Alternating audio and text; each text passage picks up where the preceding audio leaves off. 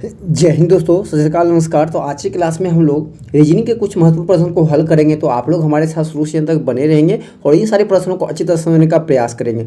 दोस्तों, आज की क्लास क्वेश्चन है, ये सभी क्वेश्चन इन सारे एग्जामों के लिए बहुत ही इंपॉर्टेंट है। अगर कोई दोस्तों रेलवे में LLP technician, RPF, NTPC, group D या जे की तैयारी कर रहे हैं, एसएससी में CPO, GD, CHSL, MTS, CGL, 10+2 steno की तैयारी कर रहे हैं, bank, IBPS, police, Bihar SSC, BPSC, teacher and all competitive exams, अगर किसी भी प्रकार की सरकारी नौकरी की तैयारी कर रहे हैं तो आप लोग आज की क्लास बहुत ही महत्वपूर्ण होने वाला है। तो आप लोग क्लास को मिस मत करेंगे और हमारे साथ जुड़े रहेंगे। तो चलिएगा, आप लोग का जय श्री तो क्लास को स्टार्ट करते हैं।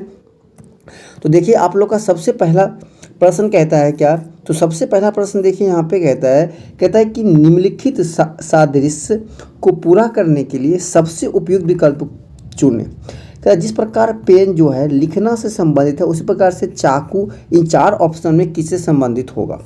अब देखिए, पेन जिस प्रकार से कहता है कि लिखना, तो पेन का काम क्या होता है? लिखना। पेन से हम लोग क्या करते हैं? लिखते हैं। उसी प्रकार से चाकू का काम क्या होता है? तो चाकू का काम जोड़ना होता है, नहीं बंद करना होता है, नहीं हत्या करना होता है, नहीं तो क्या होता है? काटना होता है। अर्थात आपका ऑप्शन नंबर सी यहाँ पे क्या हो जाएगा? करेक्ट आंसर हो जाएगा। ठीक है, देखिए जिस लॉजिक पे ये दोनों है उसी लॉजिक से आपका आंसर भी ढूंढना है। मतलब पेन का क्रिया क्या होता है? लिखना। काम, क्रिया का मतलब काम करता है, पर पेन क्या काम करता है? तो लिखता है।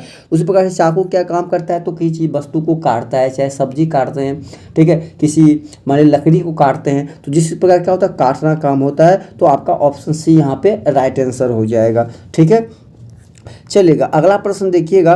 देखिए अगला प्रश्न यहाँ पे कहता है क्या है? कहता है कि नीचे दी गई आकृति में वृत्तों की कुल संख्या की गणना करें। कहता है इसमें टोटल कितने वृत्त है उसकी गणना करनी है। तो सबसे पहले क्या कर रहे हैं इसमें? देखिए एक बड़ा वाला जो है, सबसे बड़ा वाला है, तो यह 1 हो जाएगा।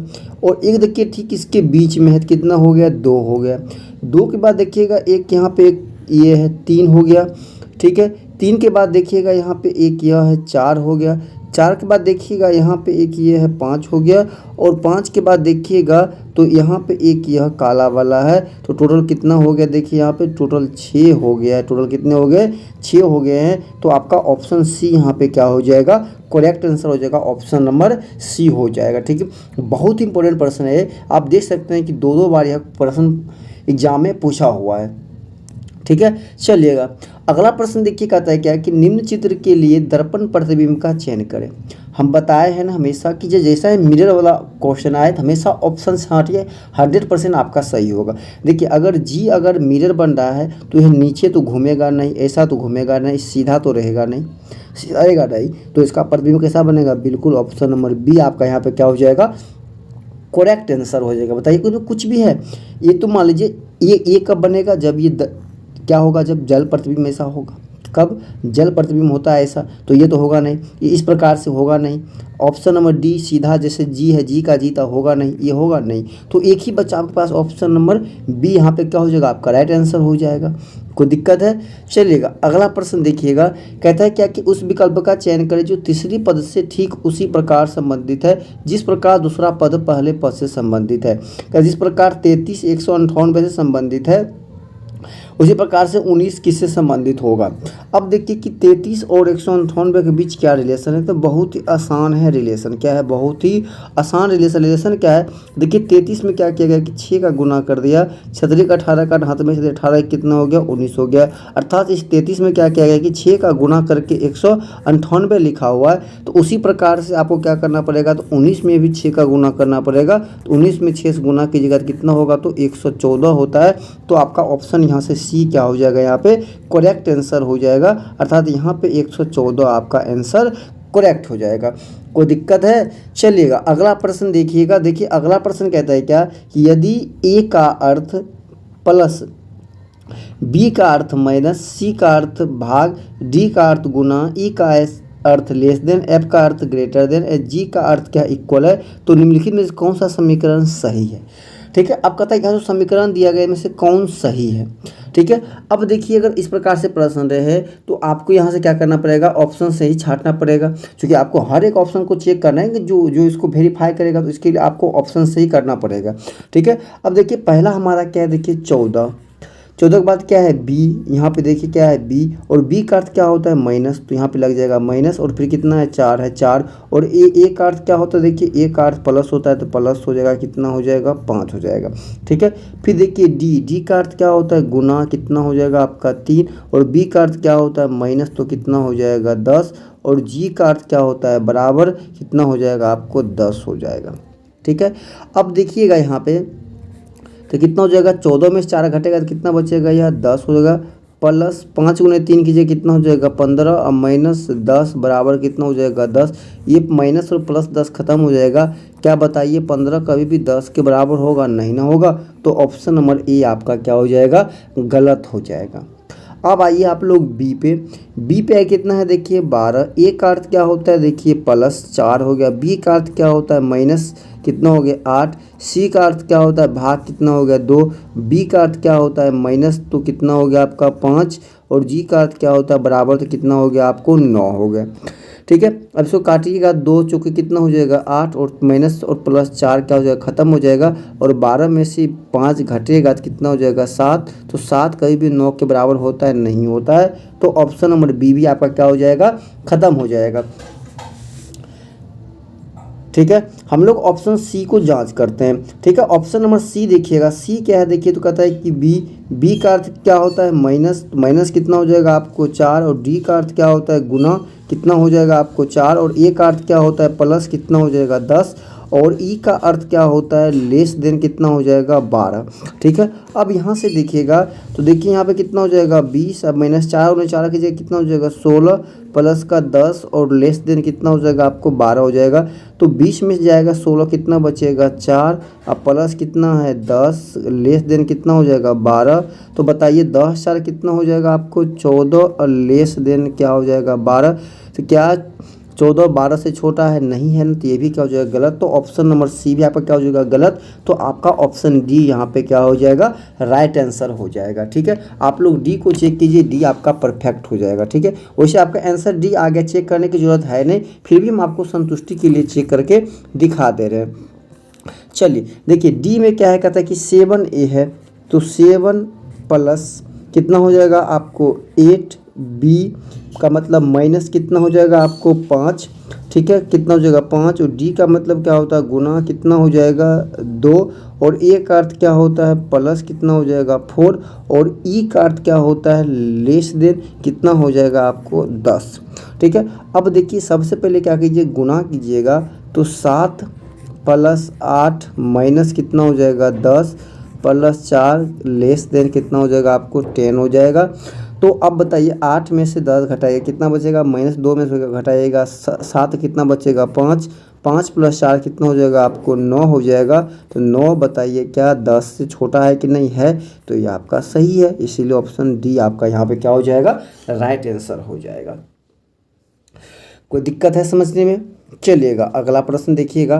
देखिए अगला प्रश्न यहाँ पे कहता है क्या है, कहता है कि नीचे दिए गए 4 विकल्पों में से 3 किसी विशेष तरीके से संबंधित है, उस विकल्प का चयन करें जो दूसरे से भिन्न या बेमेल है, मतलब दूसरे से क्या है कि डिफरेंट है। अब देखिए यहाँ पे क्या है कि ऑप्शन ए कुदाल है, बी तलवार है, सी लिखना है, डी क्या है बंदूक है। अब यहाँ पे देखिएगा तो ऑप्शन नंबर ए, बी और डी ये तीनों क्या है, देखिए तीनों यह जो है एक प्रकार का औजार है, ये तीनों एक प्रकार का क्या है औजार है, बट लिखना क्या एक प्रकार का क्रिया है, लिखना एक प्रकार क्या है क्रिया है, काम है, इसीलिए सबसे डिफरेंट आपका ऑप्शन सी हो जाएगा, लिखना हो जाएगा। कोई दिक्कत है? चलिएगा अगला प्रश्न देखिएगा, कहता है कि सभी बच्चे ठीक है आमोद प्रिय है, कहता है कि मान लीजिए ये सभी बच्चे हैं, ठीक है ये सभी क्या है कि बच्चे हैं, कहता है कि सभी जो बच्चे हैं आमोद प्रिय है, ठीक है ये क्या है कि आमोद प्रिय है, ठीक है आमोद प्रिय है। और कहता है क्या है, कहता है कि कुछ जानवर आमोद प्रिय है। अब देखिए यहाँ पे 2 कंडीशन होता है, अगर कुछ मान लीजिए सिर्फ अगर आमोद प्रिय ही जानवर हो सकता है, ऐसा भी कंडीशन हो सकता है, और एक कंडीशन ये भी होता है क्योंकि सभी बच्चे आमोद प्रिय है तो कुछ बच्चे भी जानवर हो सकता है, तो दूसरा कंडीशन ये भी बन सकता है। दूसरा कंडीशन ये भी बन सकता है ना। तो एक कंडीशन ये हो गया और एक दूसरा कंडीशन यहाँ पे ये हो जा रहा है। तो अब यहाँ पे कितना कंडीशन हो गया, 2। मतलब इस प्रकार से भी डायग्राम बन सकता है और इस प्रकार से भी बन सकता है। अब निर्भर करता है आपके निष्कर्ष पे। 2 निष्कर्ष है, दोनों निष्कर्ष पे अब ये बातें निर्भर करती है। पहला कहता है कि कुछ जानवर क्या है कि बच्चे हैं। अगर हम इससे बात करेंगे, यहाँ इस डायग्राम से बात करेंगे तो कुछ बच्चे जानवर तो हो रहा है, लेकिन अगर मैं यहाँ से बात करूँ तो कोई भी जानवर बच्चे नहीं हो रहा ना। तो जहाँ पे अगर 100% आपको नहीं हो, जहाँ पे आपके 100% परफेक्ट नहीं हो, तो वो हमेशा क्या होता है, गलत होता है। तो यहाँ पे कंडीशन है, हो भी सकता है नहीं भी हो सकता है, इसीलिए पहला क्या हो जाएगा, गलत हो जाएगा। दूसरा कहता है कि कुछ बच्चे जानवर है। क्या बताइए, कुछ बच्चे जानवर यहाँ पे नहीं है, यहाँ पे है। फिर वही बात, यहाँ भी 100% नहीं है, मतलब फिक्स बात नहीं है, तो ये भी गलत हो जाएगा। यहाँ भी क्या हो जाएगा, गलत। तो दोनों निष्कर्ष यहाँ पे गलत हो जाएगा। तो आपका ऑप्शन बी यहाँ पे राइट आंसर हो जाएगा, ऑप्शन नंबर बी हो जाएगा। कोई दिक्कत है, कोई परेशानी है? चलिएगा अगला प्रश्न देखिएगा।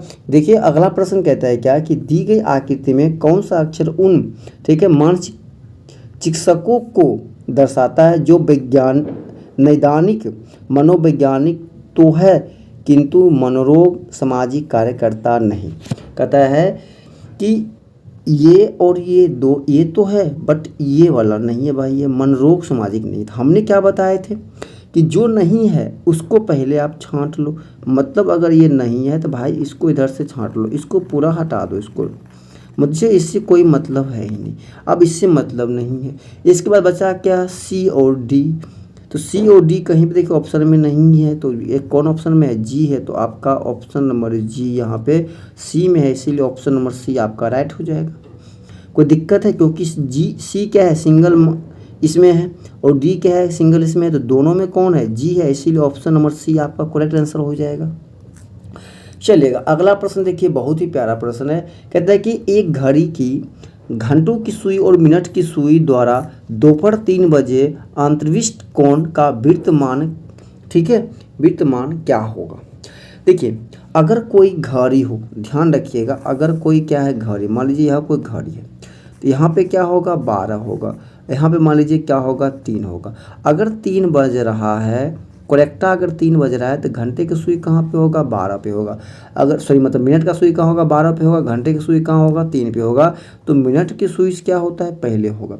जब पहले हो तो एंगल निकालने का फार्मूला क्या होता है क्या कि 30 इंटू का क्या होता है, 30 इंटू का होता है क्या कि आवर माइनस मिनट बाय कितना होता है, 5 प्लस, ठीक है, मिनट बाय कितना होता है, 2 होता है।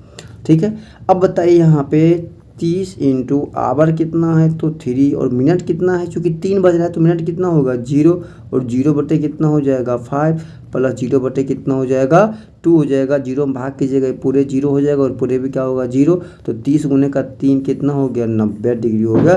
तो आपका आंसर कितना हो रहा है, 90। लेकिन यहाँ पे किस में है, पाई में है। तो पाई का वैल्यू कितना होता है, एक जो पाई होता है उसका वैल्यू कितना होता है, 180 होता है। तो 180 में हम लोग 2 से भाग करेंगे तो क्या 90 नहीं होगा, अर्थात हम पाई बटे का 2 लिख सकते हैं। 90 बराबर, जो 90 होता है किसके बराबर होता है, तो पाई बटे 2 के बराबर होता है। इसीलिए आपका ऑप्शन नंबर डी यहाँ पे क्या हो जाएगा, करेक्ट आंसर हो जाएगा। कोई दिक्कत है, चलेगा अगला प्रश्न देखिएगा।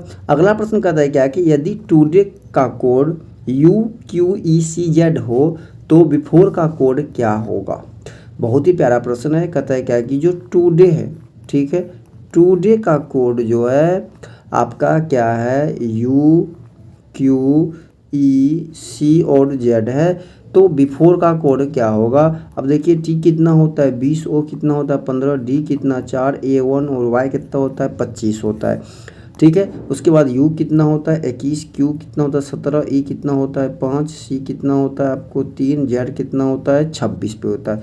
अब देखिए T से कहाँ गए, U पे कितना देखिए प्लस का 1, O से कहाँ गए देखिए Q पे कितना देखिए प्लस का 2, D से कहाँ गए E पे कितना प्लस का 1, A से कहाँ गए C पे कितना प्लस का 2, और Y से कहाँ गए Z पे कितना प्लस का 1। देखिए लॉजिक क्या है, तो लॉजिक समझिएगा, पहले प्लस का 1 फिर +2 +1 +2 +1 हो रहा है। तो सेम चीज़ यहाँ भी हो जाएगी किसमें, तो बिफोर में BEFORE, ठीक है। तो B4 में भी सेम चीज़ होएगा। तो B कितना पे होता है 2, E कितना 5, F कितना 6, O कितना 15, R कितना 18 और E कितना होता है 5 होता है। तो B में पहले प्लस का 1 कीजिएगा, तो B कितना 2 + 1 कीजिएगा 3 पे क्या होता है C। E में क्या कीजिएगा प्लस का 2 कीजिएगा, तो 5 2 कितना 7 पे क्या होता है G। फिर F में क्या कीजिएगा +1 6 + 1 कितना 7 पे फिर क्या होता है G। अब यहीं से ऑप्शन छांट लीजिए। तो C G इसमें है, तो ये इसमें नहीं, इसमें भी नहीं, तो ऑप्शन नंबर देखिए C में है, इसीलिए ऑप्शन नंबर C आपका यहाँ पे क्या हो जाएगा, करेक्ट आंसर हो जाएगा। आगे चीज़ें मुझे लिखने की ज़रूरत भी नहीं है, बट हम लोग लिख लेंगे यहाँ पे। फिर देखिए O में कितना होगा, तो प्लस का 2, तो 15 2 कितना होता है 17 पे क्या होता है Q। फिर R में कितना प्लस का 1 की जगह 18 कितना 19 पे S होता है। फिर E कितना होगा 5 + 2 की जगह 7 पे क्या होता है G होता है। तो देख लिया आपका पूरा मिला लीजिए, ऑप्शन नंबर C आपका क्या हो जाएगा, करेक्ट आंसर हो जाएगा। तो दोस्तों हम आशा करते हैं कि आप इन सारे प्रश्नों को अच्छी तरह समझ गए होंगे, और अगर हमारे चैनल पर अभी तक नए हैं और हमारे चैनल को सब्सक्राइब नहीं किए हैं तो प्लीज़ हमारे चैनल को सब्सक्राइब करें, वीडियो को लाइक करें और अपने दोस्तों के बीच शेयर करें। तो चलिए आज की क्लास को हम लोग यहीं पे समाप्त करते हैं। तब तक के लिए जय हिंद, जय भारत।